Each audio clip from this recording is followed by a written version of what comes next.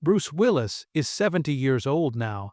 He's the famous movie star who used to play really brave and strong characters on TV and in movies. But right now, he's going through one of the saddest and hardest times of his whole life. For many, many years, people watched him and loved him as the fearless hero in the movie Die Hard and lots of other action films where he always won and saved the day. But today, that same hero is fighting a battle that he can't win this time. After getting some really sad news from doctors that has taken away his ability to do the thing he loved most, which was acting, Bruce is slowly stepping away from making movies and being famous.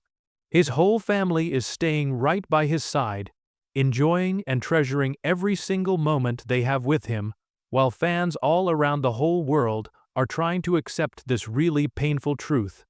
This isn't just a story about a movie actor. It's the emotional and sad goodbye of a man who gave everything he had to making movies and is now saying goodbye with the same quiet bravery and strength that made him a legend and a superstar. Bruce Willis was born on March 19, 1955, in a place called Idar, Oberstein, which is in West Germany. His dad, David, was an American soldier who was working there. And his mom, Marlene, was German, and she worked hard to help take care of their young family and make sure they had everything they needed. When Bruce was only 2 years old, his family moved back to the United States. They settled down in a town called Carneys Point, New Jersey. It was a working-class town, which means most people there worked regular jobs and weren't super rich. Growing up in this town helped Bruce become tough and humble, which means he stayed down to earth and didn't act like he was better than other people. His parents worked really, really hard to support the family. His dad became a welder, which is someone who joins metal pieces together, and he also worked as a mechanic fixing things. His mom got a job at a bank in their town. When Bruce was growing up, he had a stutter, which means he had trouble speaking smoothly and would get stuck on words. This made talking really hard for him every single day. It was embarrassing and frustrating for young Bruce.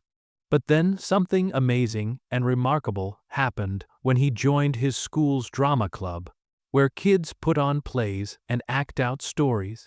When Bruce stepped onto the stage to act, something magical occurred. His stutter would go away and fade whenever he was performing and pretending to be someone else. Acting gave him confidence, which means it made him feel good about himself and brave.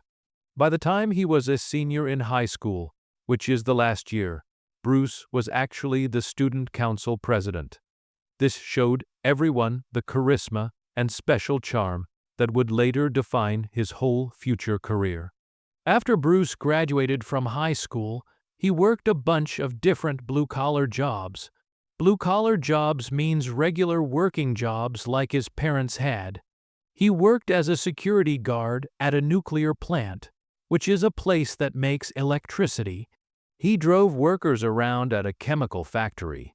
He even worked as a private investigator, which is like a detective who helps people solve mysteries and find information. But through all these different jobs, he finally realized where he truly belonged under the spotlight, performing and acting for people. He went to study drama, which means learning how to act, at Montclair State University, but he left college early because he wanted to chase his big dream in New York City, the biggest city for actors and performers. While he was trying to make it as an actor, he worked as a bartender in a neighborhood called Hell's Kitchen, serving drinks to people while he waited and hoped for his big break in show business. When Bruce Willis first showed up on television in a show called Moonlighting, which aired from 1985 to 1989, not many people could have guessed that this wise, cracking, funny private detective character named David Addison would become one of the most famous and defining faces of Hollywood in the 1980s. Bruce had to compete and audition against thousands and thousands of other hopeful actors, but he won the role that would completely change his entire life forever.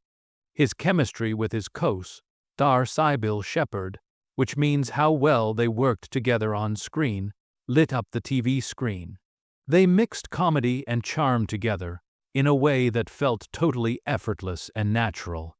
And Bruce earned both an Emmy Award and a Golden Globe Award, which are really big, important prizes for actors.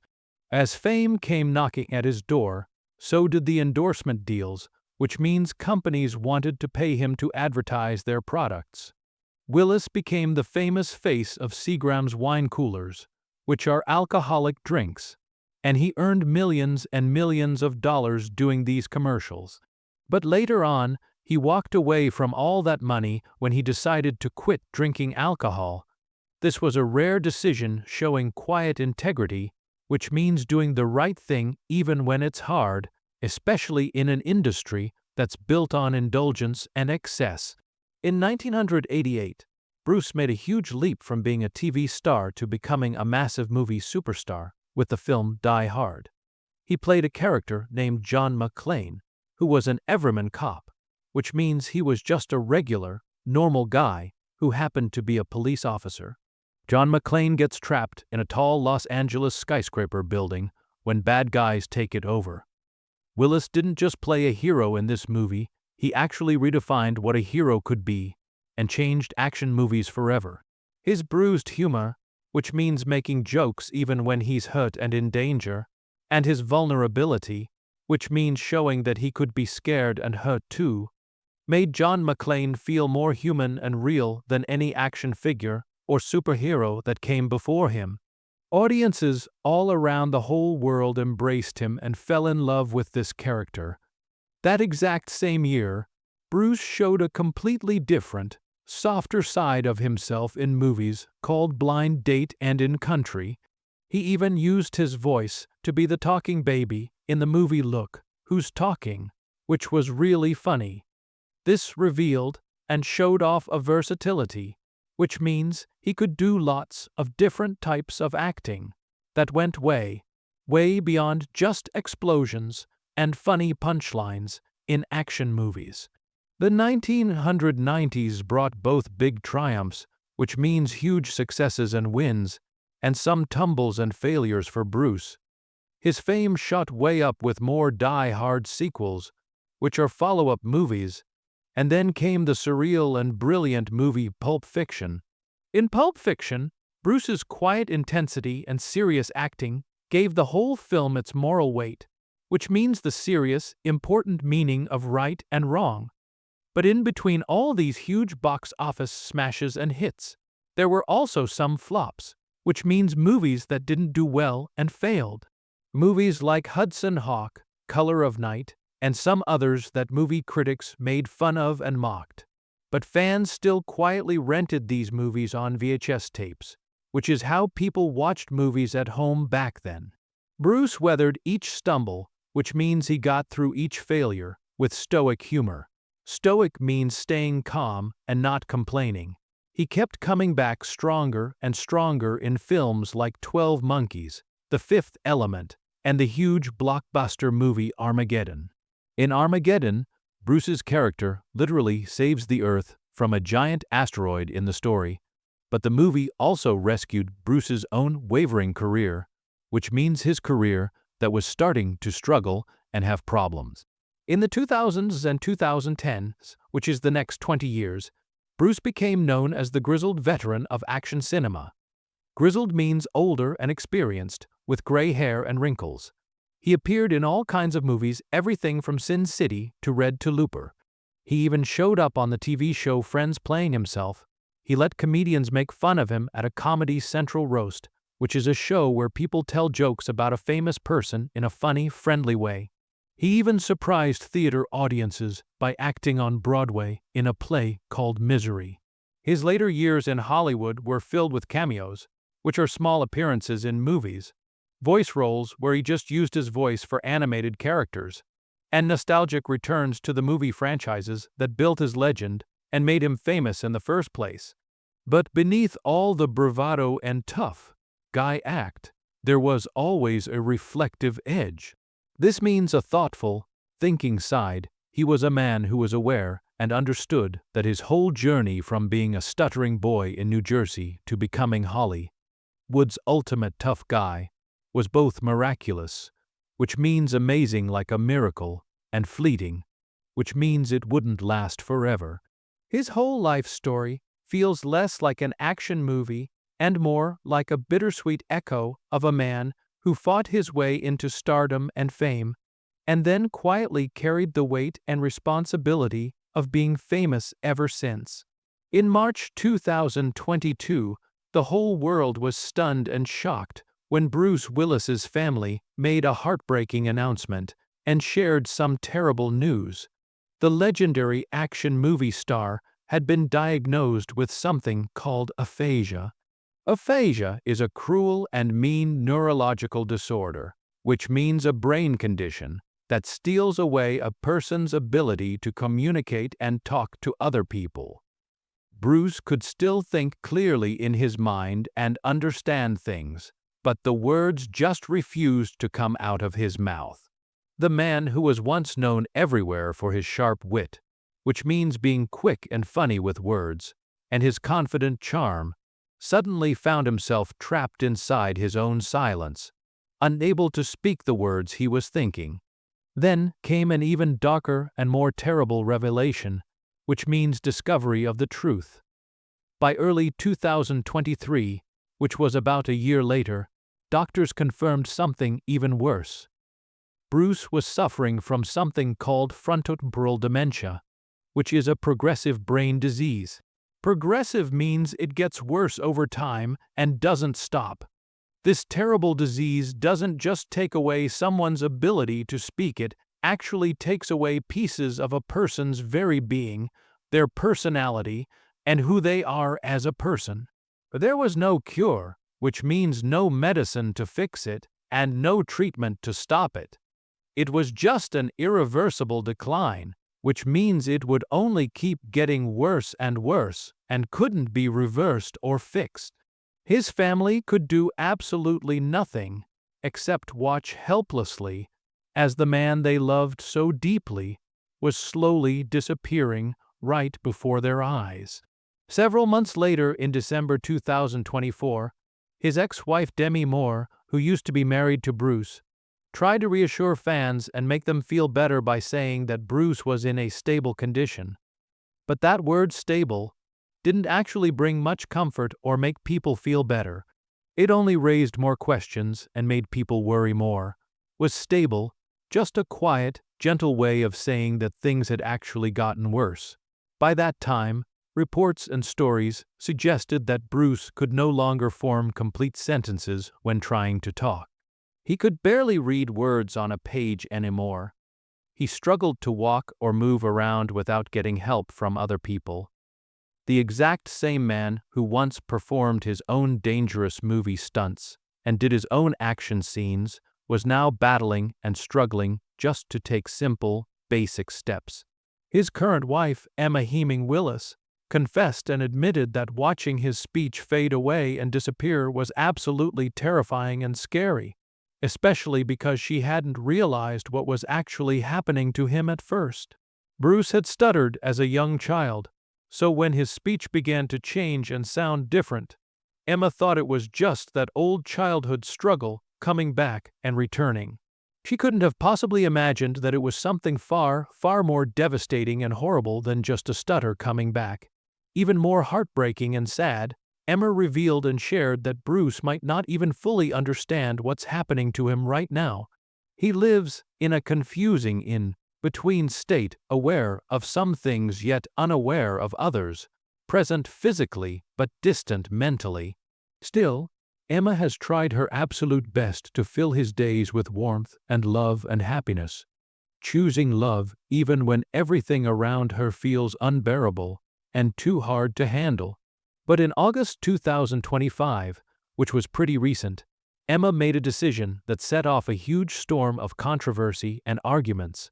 She decided to move Bruce into a separate home, away from their main family house, with 24-hour caregivers who are people trained to take care of sick people all day and night. Some people asked mean questions. Was she abandoning him and giving up on him, or was she trying to save him and do what's best? Emma explained that Bruce would have wanted their two daughters, 12-year old Mabel and 10-year-old Evelyn to grow up in a home that was filled with laughter and normalcy and regular kid stuff. He wouldn't want their home to be shadowed and darkened by illness and sadness all the time.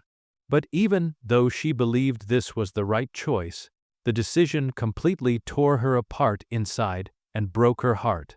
She's not only a wife anymore to Bruce. She's become a caregiver, taking care of a sick person, a mother to their young daughters, and a woman who is desperately trying to hold her entire family together while watching her husband slowly fade away and disappear right in front of her eyes. Her daughters, Mabel and Evelyn, miss their dad so deeply and so much. Bruce forgets their birthdays now. He forgets school events and important moments in their lives. He even forgets the small gestures and little things that once made him such a devoted, loving father who always showed up for them. Emma worries constantly about how the loss of the dad they knew, the dad who played with them and talked to them and remembered everything, will shape them and affect them forever as they grow up. By July 2025, Emma was completely overwhelmed by all the rumors and speculation flying around, with people making guesses and talking about things they didn't really know about. She finally spoke out publicly and directly. She asked the public, meaning everyone watching and reading about them, to please stop judging what they couldn't possibly understand. She wanted people to know that behind all the headlines and whispers and gossip is a real family that's clinging to love and trying to survive while learning how to say goodbye to someone they love. And it's not happening all at once in one day. They're losing him a little more with each passing day, bit by bit. Bruce Willis's decline and getting sicker didn't just shock and surprise his fans around the world. It absolutely broke the hearts of those who were closest to him, his family members who loved him most. His eldest daughter, which means his oldest child, Tallulah Willis, who everyone calls Tallulah or Rumor, later revealed and shared how she had completely misread and misunderstood the early signs of his illness before anyone knew what was really happening. Before anyone knew the actual truth about his disease, Tallulah thought her father had just grown distant and pulled away from her. She thought maybe he had even become uninterested in her life and didn't care about her anymore. He didn't seem present. She remembered and recalled later, believing for a long time that his silence and not talking much meant that he no longer cared about her or loved her. The guilt of that misunderstanding, of thinking her dad didn't care when really he was just sick, still stays with her and lingers in her mind even today. But now today, Tallulah speaks openly and honestly about it to other people, reminding them and teaching them how absolutely vital and important it is to talk to each other and pay close attention to the people we love. Because sometimes love is hiding behind illness and sickness, and we can't always see it right away. Through absolutely everything that's happened, all the sadness and hardship, Bruce's family has stayed close together and united. His ex-wife, Demi Moore, who was married to Bruce before he married Emma, remains deeply involved in his life and care. She often joins family gatherings and get-togethers, and she shares warm, loving photos online showing everyone together. These are snapshots and pictures of a family that's clinging together and holding on tight in the face of terrible heartbreak. On Bruce's 70th birthday, which was a really big milestone, they all reunited and came together, proving and showing that while Bruce's memory may be fading and going away, their love for him hasn't faded or disappeared at all. But the signs of Bruce's struggle and his problems were actually visible and could be seen long before his diagnosis became public and everyone knew about it. Between the years 2018 and 2022, which is about 4 years, Bruce appeared in more than 20 films, which is a lot of movies. But these weren't the high-budget blockbusters like his past movies with huge budgets and big studios. Instead, they were smaller, rushed productions that were made quickly to cash in on his star power and use his famous name to make money. He could earn millions and millions of dollars for just a few days of work, which sounds great.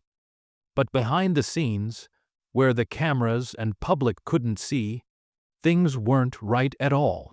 Crew members, which are the people who work on making the movie, started noticing that Bruce was having serious trouble. He couldn't remember his lines that he was supposed to say. He had trouble understanding directions from the director. He couldn't even follow basic cues, which are signals telling him when to do something. On the set of a movie called Hard Kill in 2020, his co-star, an actress named Lala Kent, recalled and remembered a frightening and scary moment. Bruce fired a prop gun, which is a fake gun used in movies, at the wrong time not once, but twice. Thankfully and luckily, no one got hurt in these incidents. But the incident really rattled everyone there, which means it shook them up and scared them. The once reliable and dependable action star who always knew what to do was suddenly unpredictable, which means no one knew what he would do next, and he wasn't acting normal. From that point on, the crew members quietly worked together to protect Bruce and keep him safe. They started simplifying his lines, making them easier and shorter. They made his scenes simpler so he wouldn't get confused or feel embarrassed in front of everyone. One person who worked with him admitted and confessed, "We had to make him look good. He was being puppeted," which means they were controlling him and telling him what to do like a puppet on strings. Those words still sting and hurt to hear. The image and picture of Bruce Willis, who was once the unstoppable hero of Die Hard who could do anything, now being guided through scenes that he could no longer understand or grasp on his own, is really painful to think about. On another movie set for a film called Midnight in the Switchgrass, the director named Randall Emmett reportedly struggled and had a really hard time trying to get Bruce to perform simple, basic actions like kicking down a door, which should have been easy for an action star. Bruce needed an earpiece, which is a small speaker that goes in your ear, to feed him his lines and tell him what to say. But even then, even with someone telling him exactly what to say, confusion clouded his face, and he looked lost and confused. Other people on the movie set described him as lost, and sometimes he would ask a heartbreaking question: "Why am I here?" That moment when the man who once commanded the screen and was in charge of every scene was now questioning his own purpose and didn't even know why he was there, became one of the most haunting and sad memories for all the people who worked beside him and saw it happen. Rumors soon started spreading around that some filmmakers and movie producers had kept hiring Bruce and giving him jobs despite knowing about his condition, and that something was wrong with him. They saw profit and money before they saw compassion and caring about another human being. His name alone, just Bruce Willis, on a movie poster, could turn a modest production, which means a small, cheap movie, into a financial win and make lots of money. Insiders, which means people who work in the movie business, claimed that certain producers completely ignored the obvious decline and pretended they didn't see that Bruce was getting worse. They kept hiring him because a Bruce Willis movie would still sell tickets and make money, even if he couldn't really act anymore. Some directors, however, like Mike Burns and Jesse V. Johnson, later refused to cast him again after working with him once. They realized and understood that the cost was too high, not just financially, meaning not just about money, but morally, which means it was wrong and went against what's right. Behind all of this lies a question that cuts really deep and is hard to answer. Why didn't anyone stop it sooner? Why did people keep making him work when he was clearly sick? Perhaps Bruce himself wanted to keep working because acting was his whole life and identity. Perhaps the people around him didn't yet grasp the seriousness and didn't fully understand how bad things really were. Or maybe in an industry that's built on relentless momentum, which means just keep going without stopping, no one knew how to say enough and stop everything. For decades, which means for many, many years, like 30 or 40 years, Bruce's career was built on endurance, which means keeping going and not giving up. There were the explosions in movies, the dangerous stunts where he did risky things, the long nights working until really late. That devotion and dedication took its toll, which means it hurt his body and mind over time. Doctors say that his condition wasn't directly caused by overwork and working too much, but constant stress and pressure over many years can speed up and accelerate cognitive decline, which means the brain getting worse and not working as well. And Bruce gave everything, his energy, his body, his focus, his whole life to entertain millions and millions of people around the world. Now the lights have dimmed and gotten darker. The cameras have stopped rolling, and the hero who once saved the day in every movie is now the one being saved and taken care of by his family. There are no rewrites this time, which means he can't try again and do it over. There are no retakes, which in movies means filming a scene again to make it better. This is real life. There's only love from his family, the memories of all the great times and movies, and the quiet courage and bravery of letting go and saying goodbye to someone you love. Frontotemporal dementia, which is the disease that has silenced Bruce Willis and taken away his voice, remains one of the most mysterious and least understood neurological conditions, which means brain diseases that doctors still don't fully understand. Unlike Alzheimer's disease, which is another brain disease that mostly affects really old people, frontotemporal dementia strikes younger people, sometimes even in their 40s or 50s. It progresses unpredictably, which means it gets worse in ways doctors can't predict or know ahead of time. And it robs and steals from its victims not their memory first like Alzheimer's does, but their language and ability to talk, their empathy, which means caring about other people's feelings, and their identity and personality, basically who they are as a person. Because frontotemporal dementia is so rare, which means not many people get it. The research and studying of it lags far behind other diseases. There's not as much money or scientists studying it compared to other illnesses. But in March 2023, scientists and researchers at the University of Sheffield, which is in England, announced some good news, a glimmer of hope, which means a tiny bit of good news in all the darkness. They created a nasal spray, which is medicine you spray into your nose, that could one day slow down or even prevent and stop some forms of FTD, which is short for frontotemporal dementia. But there's a catch: it's still many years away from human trials, which means testing it on actual people to see if it works and is safe. It's far, far too late to help Bruce himself because he already has the disease and it's already advanced. But for his daughters, who may carry the genetic risk, which means they might have the genes that could give them the same disease one day because it can run in families, this discovery could one day protect them from the same cruel fate that has stolen their father away from them. Today, Bruce Willis is 70 years old. His condition is considered stable, which is a word that feels both comforting like a warm blanket and cruel like a cold knife at the same time. Stable means that he's not declining rapidly and getting worse really fast right now, but it also means that he's not improving or getting better at all either. He exists and lives in a fragile in-between place, a middle ground where pieces of the man we all knew and loved still flicker through, sometimes like a light turning on and off. But the light is definitely dimmer now and not as bright as it used to be. Emma Heming Willis, his wife, remains his steady guardian and protector, taking care of him every single day.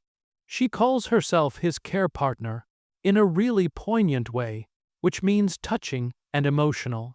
Their two daughters together, Mabel and Evelyn, visit him often at his care home where he lives now, and they still bring laughter and joy into rooms that are now mostly filled with quiet and silence. His ex-wife from his first marriage, Demi Moore, and their three older daughters together, Rumer, Scout, and Talula, continue to show up for birthdays, holidays like Thanksgiving and Christmas. and small family moments that matter more than anything else now, more than ever before. Despite everything terrible that has happened, despite all the sadness and pain, the family remains united and together, bound and connected not by duty, which means doing something because you have to, but by love that refuses to fade away or disappear. Because behind all the headlines in newspapers and magazines, and all the gossip that people talk about, lies a truth that the world often overlooks and doesn't see. This is not a story of abandonment, of people giving up and walking away.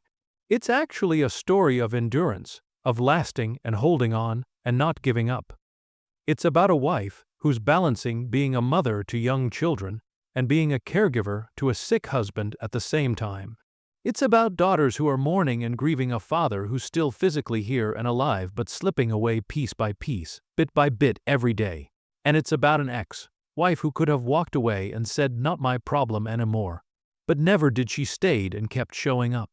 Each one of them holds a fragment, which means a piece, of Bruce in their hearts and memories, protecting his memory even as that memory fades within him and inside his own mind.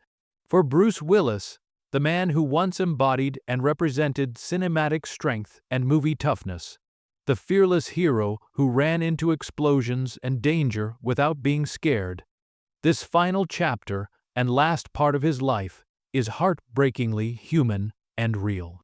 His farewell and goodbye isn't the grand exit of a movie scene with dramatic music and perfect lighting. It's slow, taking a long time. It's quiet, without much noise or drama.